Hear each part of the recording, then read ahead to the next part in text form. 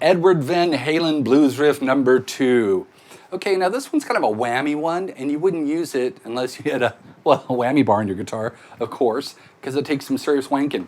When I started playing a lot of Eddie songs, I was hearing him do something, but I couldn't quite figure it out, and it sounded like,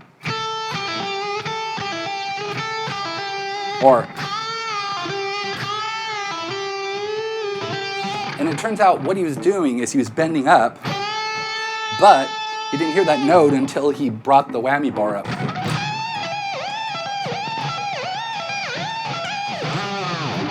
So what you're doing is you're bending up, but you're not hitting the top of the note until you bring the whammy bar up. So in a close-up, I'll show you like this.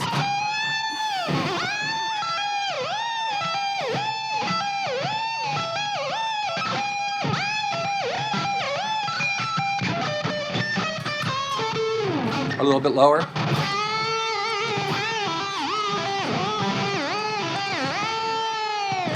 Now I'm going to take you through it note by note, just so you can kind of see what's going on. You're bending up just like you normally would on a blues scale. You're on the B string, on the 8th fret, and you're bending it to the 10th.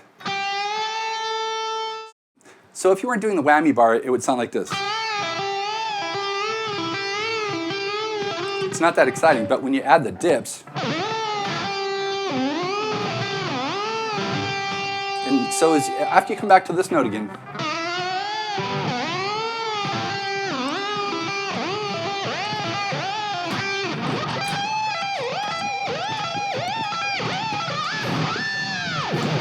that's a really fun one. Now, you wouldn't normally use it a lot in a blues song, however, it's clearly a blues riff. So what you're doing is you're hitting the B string on the 8th fret, bending it to the 10th, pulling it off to the 5th fret, hammering on and doing it over and over again.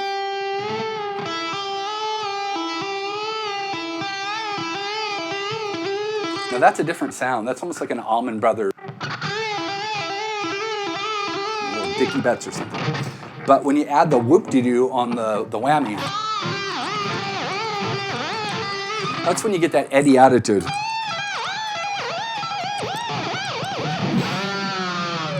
So there you are. That is number 2.